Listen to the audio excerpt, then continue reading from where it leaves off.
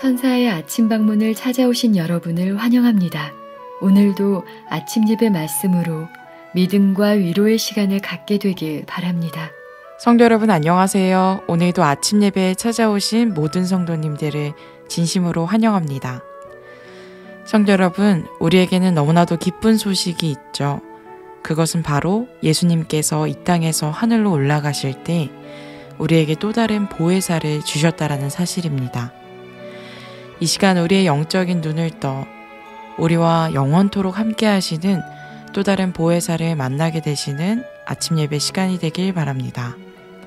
이제 기도하겠습니다. 하늘에 계신 아버지 하나님, 저희는 무엇이 옳은 것이며 무엇이 그른 것인지 잘 모릅니다.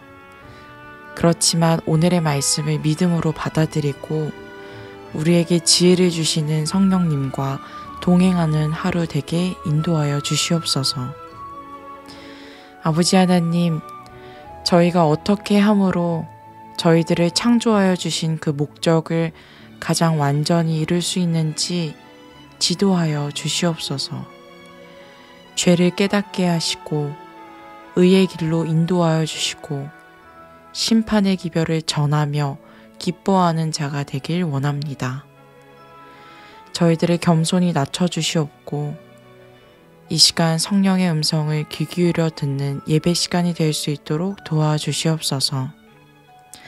말씀을 전하시는 목사님께 성령 충만함으로 임재하여 주시옵고 듣는 저희들의 마음밭을 지켜 보호하여 주시옵소서. 우리의 모든 것 되시는 예수 그리스도의 이름으로 기도합니다. 아멘. 안녕하십니까? 하나님께서 오늘도 저에게 새로운 하루를 주셨습니다. 오늘 우리가 굉장히 중요한 말씀을 살펴볼 것입니다. 오늘 제목은 그리스도의 대표자입니다. 성도 여러분, 무거운 짐을 나 홀로 지지 않고 살려면은요, 성령의 역사에 익숙해야 합니다. 성령을 붙잡고 사는 삶이 무엇인지 정확하게 알아야 하는 것입니다. 그런 면에서 오늘 말씀은 굉장히 중요한 것입니다. 성령은 그리스도의 대표자라고 했습니다. 그리스도가 안 계신 제자들이 얼마나 무기력하고 얼마나 힘이 없었을까요? 마찬가지입니다. 성령이 없는 그리스도에는 아주 무력하고 무능력하게 이 세상을 살 수밖에 없습니다. 왜냐하면 나 홀로 살아야 되기 때문입니다. 왜 성령이 없는 그리스도인이 무기력하게 될까요? 성령이 없으면 세 가지에 대해서 전혀 모른 채 살아가게 됩니다. 아주 무지하게 살아가게 되는 것입니다. 자, 그 말씀이 요한복음 16장 7절 8절에 있습니다. 요한복음 16장 7절과 8절입니다. 내가 성령을 너에게 보내리니 그가 와서 죄에 대하여 의에 대하여 심판에 대하여 세상을 책망하시리라. 성도 여러분, 죄가 무엇인지 모르고 의가 무엇인지 모르고 심판에 대해서 전혀 무지한 채 살 수 있는 것입니다. 누가요? 교회 오래 다닌 분들도 죄가 무엇인지 의가 무엇인지 심판이 무엇인지 모른 채 살아갈 수 있는 것입니다. 실제로 이것이 오늘날 교회에서 벌어지고 있는 일입니다. 그런 분들은 성령과 상관없이 사는 것입니다. 성령의 가장 중요한 이 세 가지 사역에 대해서 전혀 동떨어진 채 살아가고 있다는 것입니다. 그런 면에서 오늘 말씀은 굉장히 중요한 것입니다. 자, 성령께서 죄와 의와 심판에 대해서 책망하신다고 했는데 이 말씀이 무슨 뜻입니까? 성령께서는 과거와 현재와 미래를 깨닫게 해 주신다는 것입니다. 다시 말해서 우리가 범한 과거의 죄를 깨닫게 해 주시는 것입니다. 누가요? 성령께서. 과거의 죄를 깨닫게 해 주셔서 우리가 그 죄를 고백하게 하고 회개하게 인도해 주십니다. 그것이 성령의 첫 번째 사역입니다. 이미 범한 죄를 깨닫게 하시고 용서받게 인도해 주시는 것이죠. 두 번째는 현재 순종할 수 있도록 인도해 주십니다. 현재 의의 열매를 맺을 수 있도록 우리의 양심에 대고 책망하시고 말씀해 주시고 호소하시는 것입니다. 그 성령의 음성과 호소를 받아들이는 사람들은 현재 순종할 수 있고 현재 이기는 삶을 살게 되는 것입니다.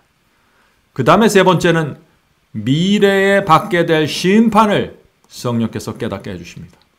내가 이렇게 세상을 붙들고 죄를 붙들고 살아갈 때 미래에 하나님의 심판을 받게 될 것이라는 강력한 책망을 우리 양심 속에 해주시는 것입니다. 우리 모두는 심판을 통과해야 될 사람들입니다. 성령께서 그 심판을 우리 마음속에서 말씀해 주신다는 것이죠. 그래서 죄책감을 느끼고 자책을 느끼게 되는 것입니다. 성령의 선물입니다. 다시 말해서 성령께서는 우리들이 하나님의 뜻 안에 거하고 구원의 경험을 계속해서 유지해 갈 수 있도록 옆에서 도와주시고 인도해 주시고 말씀해 주신다는 것입니다. 이 성령의 역사에 무지하면 어떻게 될까요? 완전히 길을 잃어버리게 되는 것입니다. 계속해서 읽겠습니다. 보혜사가 와서, 보혜사는 성령이죠. 보혜사가 와서 죄에 대하여 의에 대하여 심판에 대하여 그들을 책망하실 때 하나님의 성령을 거스르지 않도록 조심해라. 성령께서 그대에게 계시하실 것을 기꺼이 분별하도록 하라. 성령께서 우리에게 책망하시고 가르쳐 주실 때 그때가 중요한 때입니다. 그때 우리가 성령께 어떻게 반응하느냐가 중요한 것입니다. 자, 여기서 성령은 보혜사라고 했습니다. 보혜사라는 것은 영어로 comforter입니다. comforter는 필요할 때 도움을 주는 조력자라는 뜻입니다. 우리를 구원으로 인도하기 위해서 늘 옆에서 도와주신다는 뜻입니다. 그래서 이 예수께서 성령을 소개하시면서 또 다른 보혜사를 너에게 보내주겠다고 말씀하신 것입니다. 요한복음 14장 16절에 그 말씀이 있죠. 요한복음 14장 16절입니다. 내가 아버지께 구하겠으니 그가 또 다른 보혜사를 너희에게 주사 영원토록 너희와 함께 있게 하시리니. 예수께서는 성령을 소개하면서 또 다른 보혜사라고 부르셨습니다. 왜 그랬을까요? 왜 또 다른 보혜사일까요? 왜냐하면 예수님 자신이 제자들에게 오셨던 보혜사였기 때문입니다. 예수님도 보혜사였습니다. 그래서 예수께서 또 다른 보혜사를 보내주시면서 성령을 소개한 것입니다. 무슨 뜻인가요? 그 말씀이. 예수께서 제자들과 함께 살면서 먹고 마시면서 그들을 가르치고 설교하고 인도하셨습니다. 그들과 함께 생활하면서 제자들의 잘못을 알려주시고 그들의 부족함을 깨닫게 해주셨습니다. 그들을 양육시켜 주신 것입니다. 그것이 보혜사 그리스도의 역할이었습니다. 예수께서 제자들을 도우셨던 그 방법 그대로, 똑같은 방법 그대로 성령께서 우리에게 오셔서 도와주신다는 것입니다. 그래서 성령을 또 다른 보혜사, 또 다른 예수님의 역할을 맡게 되시는 것입니다.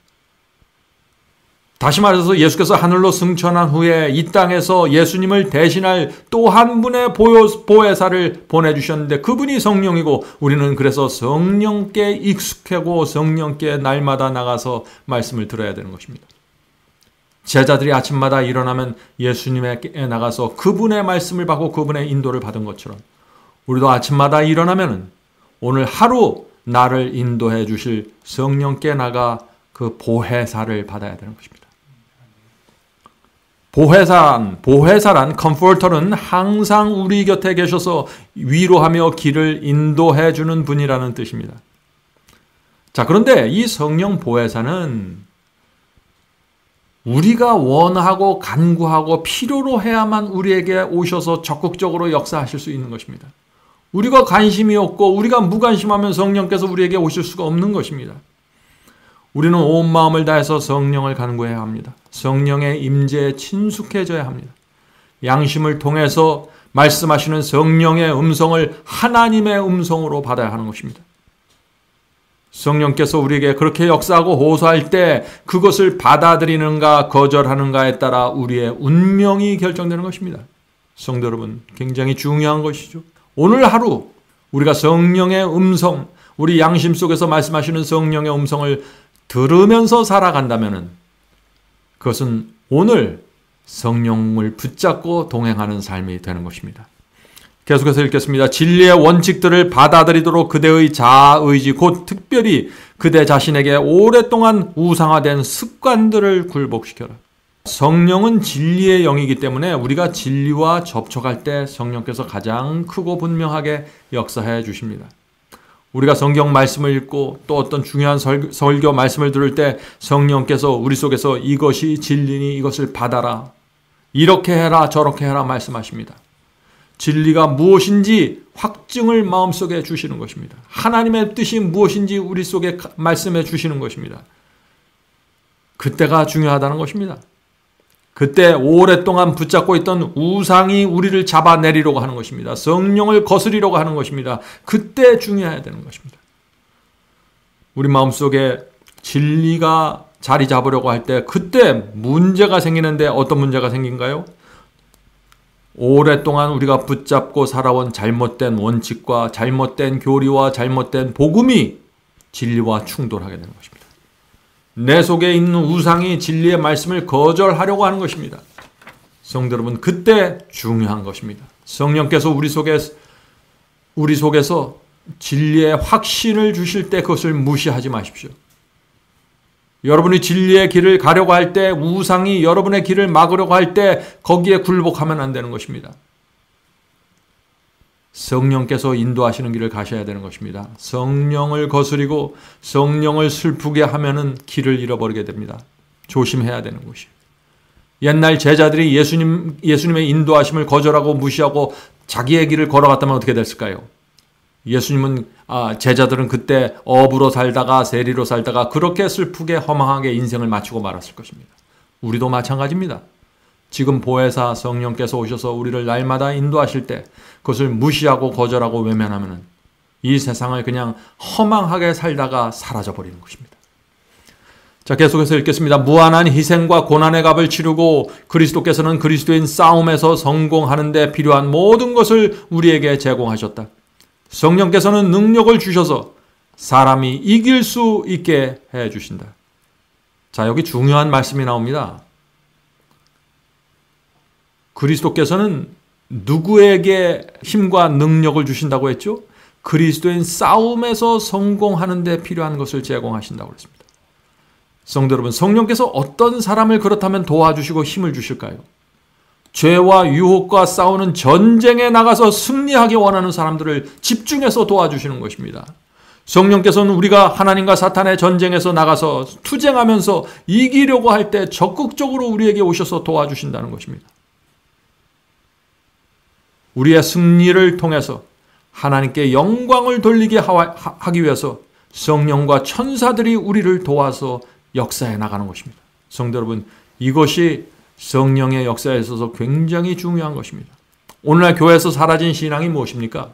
그것은 전쟁에서 승리하기를 소망하는 신앙이 사라져버린 것입니다. 하나님을 위해서 내가 싸워야 한다는 이 믿음이 사라진 것입니다. 길을 잃어버린 것입니다. 성령께서는 우리가 영적인 전쟁을 위해서 나가서 싸우려고 할 때 우리를 준비시켜 주십니다.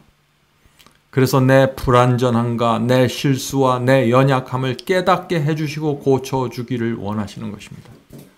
마치 예수께서 제자들의 문제를 고쳐주려고 애쓰셨던 것처럼 성령께서 날마다 우리에게 오셔서 말씀해 주시는 것입니다. 네 문제가 무엇이다, 이것을 고쳐야 된다 하고 말이죠. 그래서 누구든지 하나님을 위한 전쟁, 죄와 세상을 이기는 전쟁에 나가려고 준비할 때 성령과 가장 가까운 관계에서 길을 걸어갈 수 있게 되는 것입니다. 그런데 문제가 있습니다. 성령께서 우리의 성품을 고쳐주시고 삶을 고쳐주시려고 하실 때 우리 마음속에 고민이 생기는 것입니다. 왜 고민이 생길까요? 왜냐하면 내 마음은, 내 뜻은 성령과 충돌할 수 있기 때문입니다. 내 속에 있는 이기심과 게으름은 성령의 고치심을 싫어하기 때문입니다. 그래서 기도해야 되는 것입니다. 성령을 붙잡고 씨름하셔야 됩니다. 자, 죄와 전쟁하고 세상과 전쟁에서 이기기 위해서 애쓰고 애썼는데 수없이 실패해온 사람들이 있습니다. 수많은 실패를 한 사람들이 있어요. 그런 사람들은 어떻게 될까요? 하나님께 나가 이렇게 기도하게 되는 것입니다. 주여, 이제 항복합니다. 제 힘으로는 더 이상 싸워서 이길 수 없다는 사실을 제가 알게 되었습니다. 도와주시옵소서. 저는 이기기를 소원합니다. 죄가 싫습니다. 그러나 제 힘으로는 무능력합니다. 하나님께서 성령을 보내주셔서 저를 도와주셔야 합니다. 성도 여러분, 죄와 세상과 치열하게 싸워보지 않는 사람은요, 내 자신이 얼마나 힘없고 무기력한지 모릅니다. 그래서 주님을 믿는다고 해도 그 믿음이 아주 얄팍하게 되는 것입니다. 싸워서 완전하게 패배해보지 않은 사람은 성령께 매달리는 그 힘이 아주 약하게 되는 것입니다. 성도 여러분, 내 자신이 얼마나 연약한지 깨달은 사람들이 결국에는 죄와 싸워서 이길 수 있게 되는 것입니다. 왜요? 성령께 간절하게 매달리기 때문입니다. 나 자신을 내려놓고 성령께 항복하기 때문에 이 승리가 가능해지는 것입니다. 계속해서 읽겠습니다. 주 예수께서는 성령을 통하여 역사하신다. 왜냐하면 성령은 당신의 대리자이기 때문이다. 성령을 통하여 그분께서는 영적 생명을 영혼 속에 불어넣으시고 선을 위한 활력을 일깨우시며 도덕적 불결에서 정결케 하시고 당신의 왕국에 들어갈 적합성을 부여하신다. 천국에 들어갈 적합성, 성령께서 만들어주시는 것입니다. 성령의 역사가 반드시 필요한 것입니다. 성령께서는 그저 우리에게 말씀하시고 음성을 들려주시고 호소하시는 그 선에서 그치는 것이 아니라는 것입니다. 실제로 능력을 주시고 변화시켜 주시는 그 생명의 역사가 일어나는 것입니다. 성도 여러분, 성령께서 우리와 함께 하시면은 말라가던 영혼 속에 생명이 생기고 나만 알고 살아가던 사람이 선을 베풀고 싶어하는 소원이 생기고 죄를 붙잡고 죄를 애착심을 갖고 있던 사람들이 죄를 싫어하게 되는 그런 변화가 실제적으로 일어나는 것입니다. 성령의 역사입니다. 자, 어떻게 하면 우리가 이 성령의 변화시키는 역사로 들어갈 수 있을까요? 방법은 아주 단순합니다. 첫 번째는 성령께서 내게 알려주시는 죄를 고백하고 회개해야 됩니다. 성령께서 우리 마음속에 깊이 들어가시려고 할 때 그 걸림돌이 되는 돌들을 치워버려야 되는 것이죠. 길이 활짝 열려야 되는 것입니다. 고집하던 죄의 짐을 내려놓아야 하는 것입니다. 오호라 나는 곤고한 사람이로다 누가 사망의 몸에서 나를 건져내려 하는 이 절규가 우리 속에서 터져 나와야 되는 것입니다. 성령께 매달리는 절규 말이죠. 이런 성도들이 성령의 큰 도우심을 받게 되는 것입니다. 성령을 받으면은요, 우리의 영혼이 하나님의 용서 안으로 완전히 들어가 버리게 되는 것입니다. 죄책감이 사라지고 영혼의 평안이 생기게 되는 것입니다. 성령의 은혜가 밀려오면서 육체의 정욕이 잠잠케 됩니다. 전에는 죄가 내 속에서 왕노릇했는데 이제는 성령의 은혜가 내 속에서 왕노릇하는 것입니다. 그래서 내 속에서 죄가 힘을 쓰지 못하는 것입니다. 육체가 꿈틀거리고 육체에서 무슨 요동이 칠지라도 그것이 나를 지배하지 못하는 것입니다. 성령께서 내 속에 들어오셔서 지배하기 때문이죠. 갈릴리 바다의 폭풍우가 예수님의 말씀에 잠잠해졌던 것처럼 우리의 영혼이 성령의 임재하심으로 평안하게 되는 것입니다. 성도 여러분, 회개하고 정말 주님의 뜻대로 살기 원하는 성도들에게 오늘 우리가 말씀 나눈 이 성령의 역사가 반드시 이루어지는 것입니다. 반드시 우리의 마음을 변화시키고 우리의 목적을 바꿔주시고 우리를 새 길로 인도해 주십니다. 그것이 성령의 역사입니다. 계속 읽겠습니다. 만일 우리가 그분의 성령의 능력을 인정하고 성령에 의해서 꼴지어지도록 굴복한다면 우리는 그분 안에서 완전하게 설 것이다. 이것은 얼마나 놀라운 사상인가. 그리스도 안에서 신성의 모든 충만이 육체로 거하시고 너희도 그 안에 충만하여졌으니. 예수께서 이 땅에 오셔서 육체를 취하시고 성령의 충만한 삶을 사셨던 것처럼 우리도 육체 속에서 이 육체를 갖고 성령의 충만한 삶을 살 수 있다는 것입니다. 그리스도께서 우리의 모본으로 되실 수 있다는 것이죠. 자, 그런데 대부분의 사람들에게 이런 놀라운 변화가 잘 생기지를 않습니다. 교회를 오래 다녀도 마찬가지죠. 왜 그럴까요? 문제가 어디에 있을까요? 나를 의지하기 때문입니다. 나를 내려놓지 못합니다. 많은 사람들이. 마음에 욕심이 있고 교만해서 목이 곧기 때문에 성령의 역사를 따라가지 못하는 것입니다. 세속과 이기심이 내 마음속에 있을 때 성령께서 내 마음속에 깊이 거하실 수가 없는 것입니다. 성도 여러분, 우리 마음을 막고 있는 성령께서 들어오지 못하도록 막고 있는 돌들을 치워버려야 합니다. 그래야만 우리의 마음으로 들어가는 대로가 열려져서 성령께서 들어오셔서 마음껏 역사하실 수 있다는 것입니다. 성령의 인도를 따라간다는 것이 어떤 경험입니까? 그것은 이것이죠. 성령은 진리의 영입니다. 그러므로 온 마음을 다해서 진리가 무엇인지 살피십시오. 이것이 첫 번째 단계입니다. 진리가 무엇인지 모르면 성령의 역사를 깊이 받을 수가 없어요. 왜냐하면 성령은 진리를 따라서 역사하시는 영이기 때문에 그렇습니다. 우리가 그래서 성경을 펼쳐놓고 말씀을 듣고 진리가 무엇인지 진지하게 살필 때 그때 성령께서 우리에게 적극적으로 오시는 것입니다. 진리의 말씀을 듣고 살피면은 성령께서 우리에게 무엇이 죄인지 보여주십니다. 회개하게 됩니다. 통회하는 심령이 성령을 통해서 그때 준비되는 것입니다. 언제요? 우리가 성경 말씀을 보면서 내 죄가 무엇인지 보기 시작할 때 말이죠. 그런 사람들에게 성령께서 역사하셔서 이기심을 가르쳐 주시고 교만을 보여주시고 우리가 고쳐야 될 게으름과 안일함을 보여주시는 것입니다. 성령의 역사입니다. 성도 여러분, 바로 그때가 중요한 것입니다. 성령께서 우리에게 가르쳐 주시고 알려주시고 책망할 때 그때가 중요한 것입니다. 그때 우리가 어머니 앞에 나가는 어린 아기처럼 그렇게 성령께 나가야 되는 것입니다. 고집 피우지 말고 고쳐야 되는 것입니다. 개혁해야 되는 것입니다. 이것이 성령으로 인도되는 그리스도인의 삶입니다. 성도 여러분, 참된 행복과 평안은 빚진 자의 심령에서 가능한 것입니다. 빚진 자는 겸손합니다. 하나님께 너무 죄송해서 고개를 숙일 수밖에 없는 것이죠.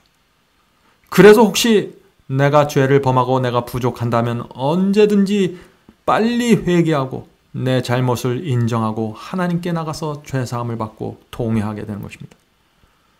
왜냐하면 이 빚진 자에게는요, 죄를 고집하려고 하는 의도가 없기 때문입니다.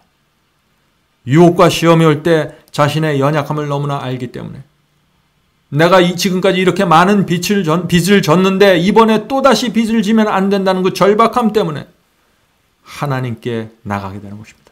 성령을 붙잡게 되는 것입니다. 그래서 가장 연약해 보이지만 가장 강한 자가 빚진 자의 심령을 가진 성도입니다. 성도 여러분, 성령을 배워야 합니다. 성령께서 우리 옆에서 날마다 함께 가십니다. 우리를 도와주기 위해서 오늘도 찾아오시고 우리 속에 임재하셔서 역사하기를 원하십니다. 자, 이제 기도하고 마치겠습니다. 하늘에 계신 아버지, 저희가 오랜 세월 동안 너무나 많이 세상과 죄에 끌려다녀서 이제 제 자신의 힘으로는, 제 능력으로는 안 된다는 사실을 깊이 인식했습니다. 항복합니다, 주여. 주 앞에 나가 항복하오니 이제부터 성령께서 역사해 주시고 저희 마음속에 들어오셔서 자유롭게 활동해 주시고 역사해 주셔서 저희의 마음밭을 뒤집어 엎으셔서 교만하고 이기적인 저희의 마음을 바꿔주시옵소서. 성령께서 역사하실 때 유일한 구세주인 것처럼 성령을 붙잡을 수 있도록 도와주시옵소서. 하늘에 계신 아버지, 오늘도 성령을 통해서 저희의 마음을 위로해 주시고 용기를 주시고 가는 길을 인도해 주시옵소서. 진리의 길로 저희가 가길 원합니다.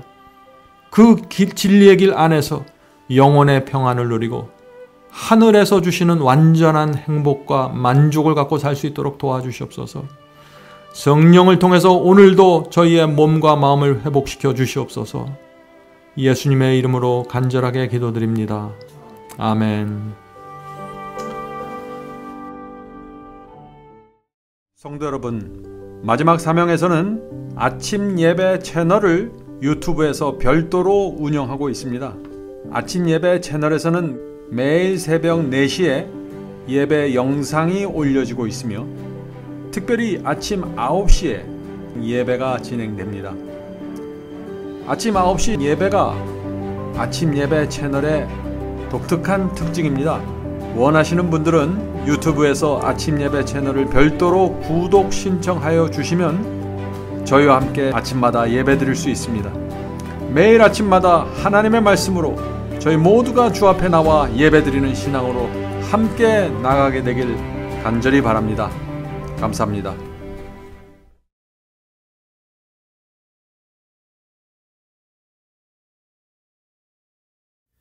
죄짐 맡은 우리 구주 어찌 좋은 친군지 걱정 근심 모든 것을 고한 자는 복 받네. 주께 굳지 않는 거로 복을 받지 못하네.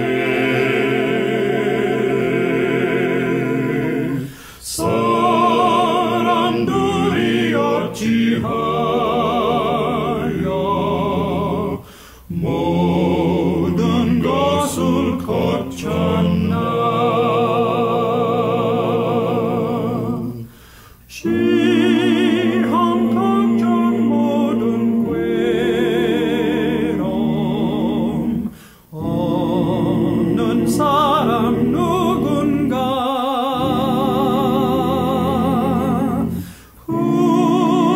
부질없이 낙심 말고